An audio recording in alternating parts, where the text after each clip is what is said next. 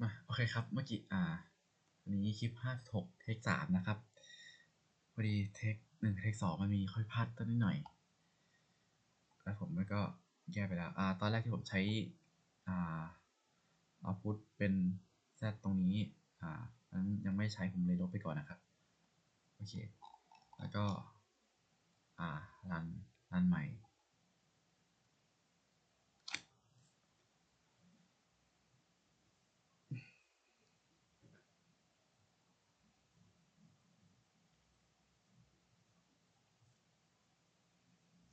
ย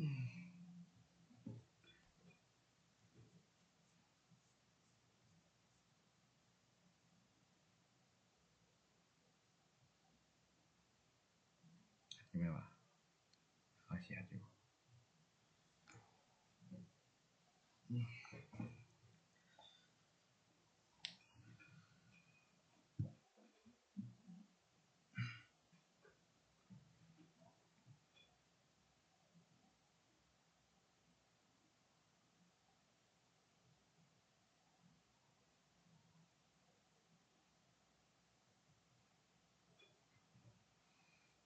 เ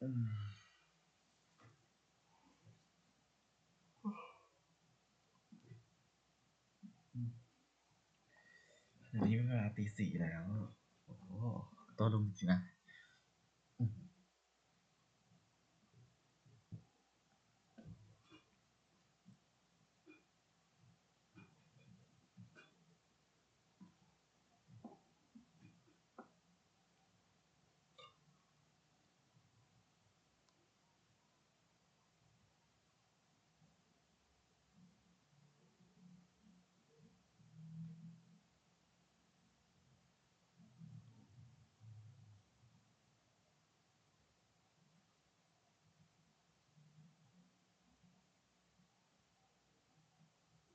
100เถอะ100ยัง100ยัง100ยังโอเค100แล้ว0เออร์เลอร์โอเคไปต่อได้ไฟล์ new แล้วก็มันที่แล้วก็ edit insert ไปตึ๊บโอเคคราวนี้โผล่เว้ยไม่ต้องไม่โผล่โอเคเดี๋ยวนะต้องเอาเอาพุทเดี๋ยวไปกับนี้กันตึ๊บ3 2 1แล้วก็ Q 3 5 4 3 2 1 SCK แล้วก็ MOSI จับตัวนี้ก่อนกัน SCK กับ MOSI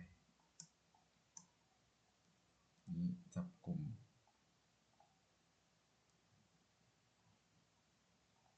ชื่อมันคือ input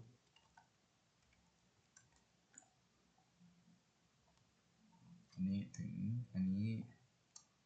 คือกุ๊บเปลี่ยนเป็นแล้วก็ ns แล้วกันn state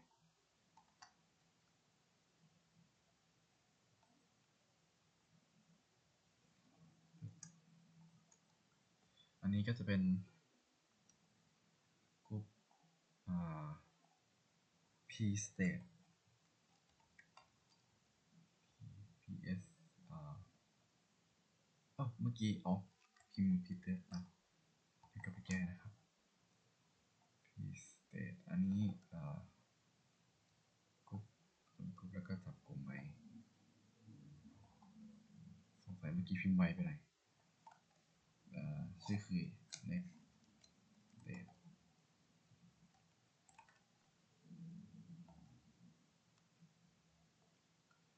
p state มีนี่เป็น800ใช่ไหมนะอันนี้400ใช่อันนี้เป็น400 Q3 เป็น200 Q2 เป็น100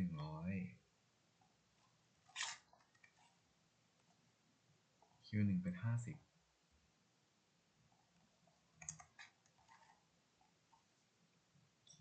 แล้วก็ input อันนี้เริ่มที่25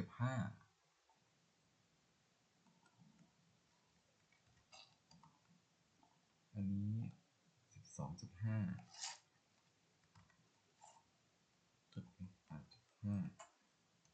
แล้วก็ไปสุดที่6.25โอเคทีนี้ก็รัน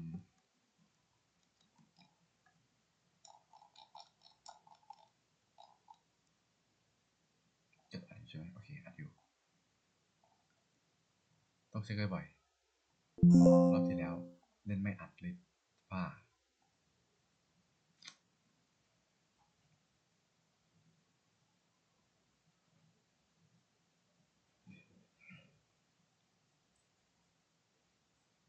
โอเคตึ๊บเช็คว่าถูกไหมผมเปิด2หน้าจอไม่ใช่นี้ไม่ใช่นี้ด้วย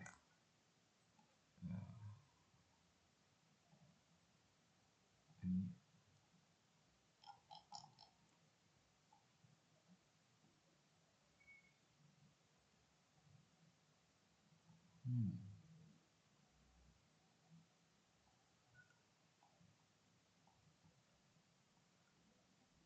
โอเคแตกๆฮะโอเคอันนี้สเต็ปก่อนหน้านี้จะเป็น0 0ถ้าเจอถ้าเป็น1ให้วนอยู่ที่0ถ้าเป็น0ให้ไป1โอเคถูก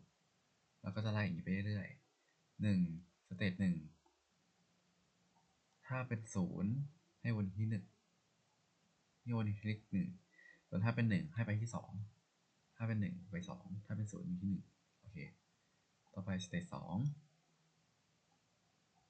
สเตจ1 0ถึงจะไปต่อถ้าเป็น1 1วนอยู่ที่เดิมส่วนถ้าเป็น0จะกลับไปที่1ใหม่ถ้าเป็น0กลับไปที่1ถ้าเป็น10ไปที่3ถ้าเป็น11อยู่ที่2โอเคถูกแล้วก็จะไล่อย่างนี้ไป3 4 5 6 7 7มี8 9 10แล้วจะเป็น11เอ๊ะทำไมเป็น10 10ผมว่าผมน่าจะมีผิดกันละ12 13 14 15 16 17 14 1717ตรงนี้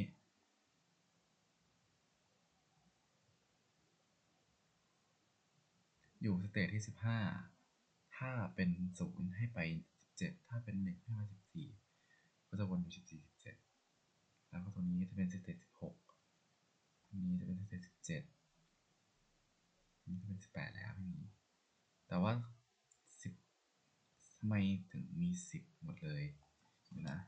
10สเตจที่10กับ11หรอตรงนี้เหรอถ้าเป็น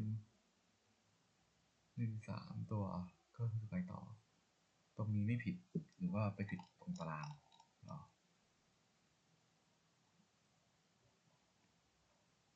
เพราะว่า11คือจะหายไปอ่า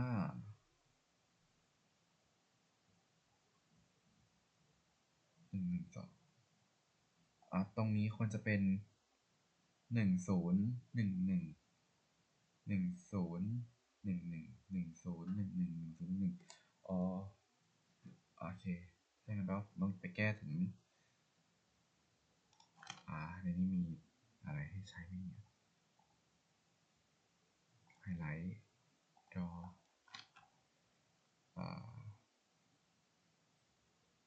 10ตรงนี้เป็น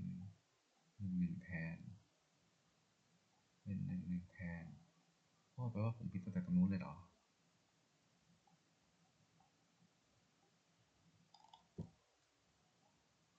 เมื่อกี้คือตัวสุดท้ายก็คือ Q1 แล้วก็เป็นสเตจ ของ CS ที่1กับที่2 10ที่10กับ11ก็คือตัวนี้ต้องมี10กับ11อ๋อแล้วมันบวก10กับบวก11ด้วยโอ้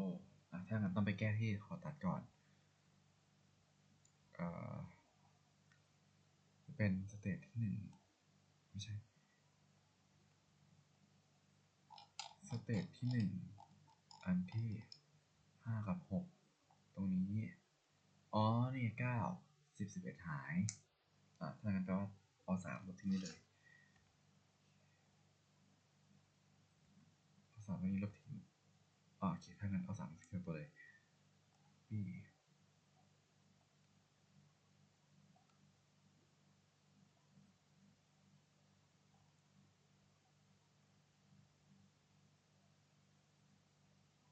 ถ้าอย่างนั้นแก้เลขเพียบเลยนะ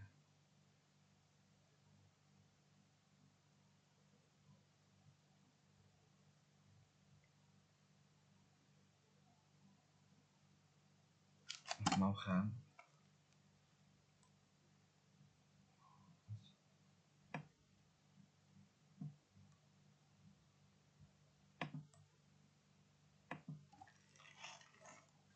อันนี้คือสเตจที่14ตามเมื่อกี้แล้วต้องมีถึง14ถูกแล้ว14 13อันนี้คือ12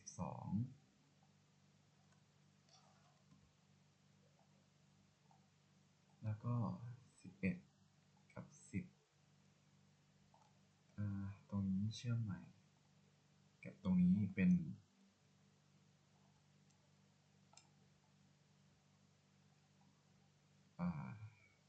ลบทิ้งเข้านี่อันนี้เข้าตรงนี้เข้านี้ถูกแล้วแล้วก็อันนี้เข้านี่โอเคเปลี่ยนชื่อเป็นQ1 underscore 5-6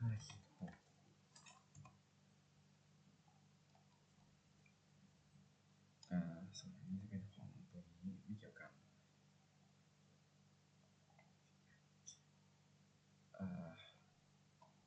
น่าจะไม่ครบถึงตัวหลักต้องใช้ถึงตรงนู้นถ้าเราต้องลองงานใหม่ yes อัดอยู่ใช่ไหมโอเคอัดอยู่โอ้ผิดตั้งแต่แรกเลยเหรอถ้างั้นแก้ในไม่ผิดก่อนดีกว่า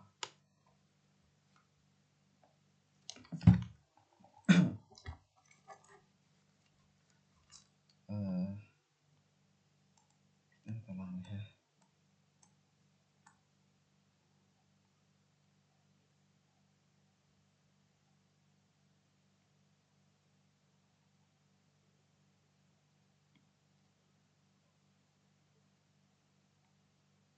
ไม่สิจะมีบวก10บวก M10กับบวก M11เข้าไปด้วย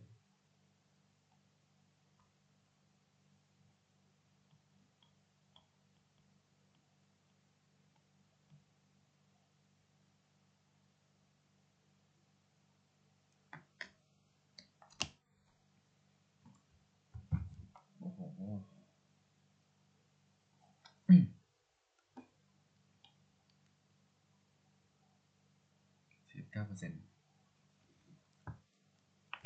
ตอนนี้เวลาตี 4ยังถามว่า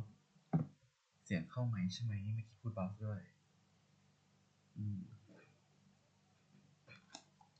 ผมจะพยายามตัดต่อแล้วก็อัพเสียงขึ้นแล้วกันนะครับ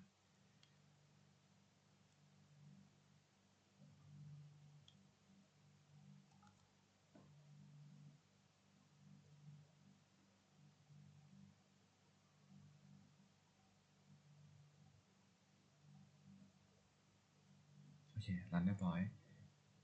file new edit search ตึ๊บ node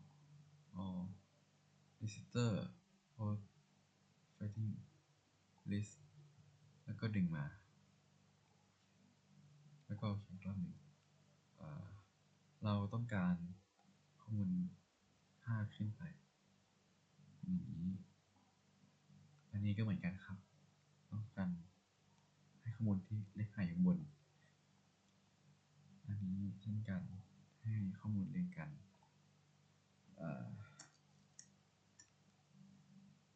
อันนี้อาจจะก็นี้จับกลุ่มแล้วผมให้ชื่อว่า input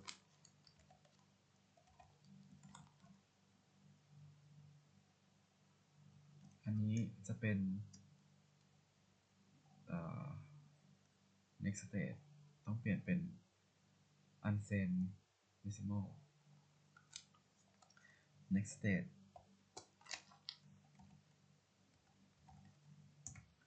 ส่วนอันนี้จะเป็น state ก่อนหน้าก็คือ p state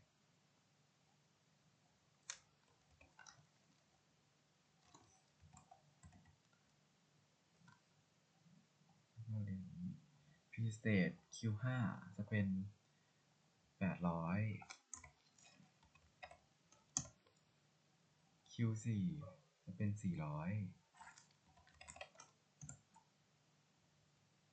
q3 จะเป็น200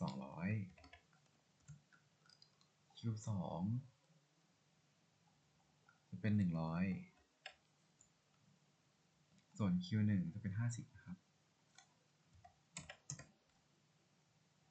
ครบแล้วก็ input cs จะเริ่มเป็น25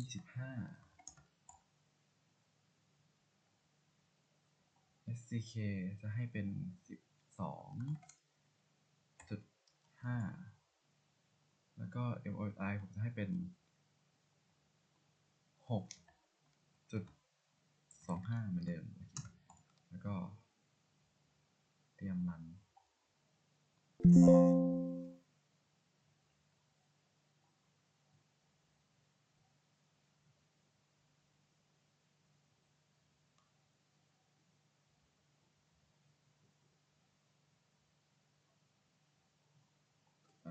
เมื่อกี้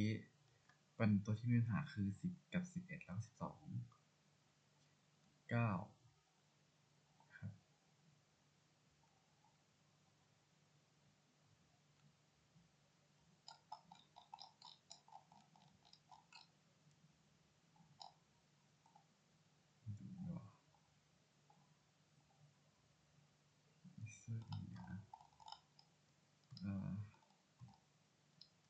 สเตต9ถ้าเป็น110จะไปที่สเตต10อันนี้สเตต8 110ไปที่สเตต10ถ้าเป็น11ให้กลับไปที่0แล้วก็สเตตที่10ถ้าเป็น10ไปที่11ถ้าเป็น11จะอยู่บนที่10แล้วก็ถ้าเป็น0จะไปกลับที่1ส่วนทีนี้สเตตที่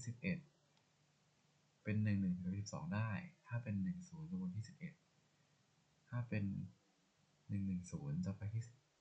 วนใหม่ที่0ส่วนถ้าเป็น0ก็จะวนไปที่1โอเคถือว่าถูกต้องแล้วโอเคเรียบร้อยครับ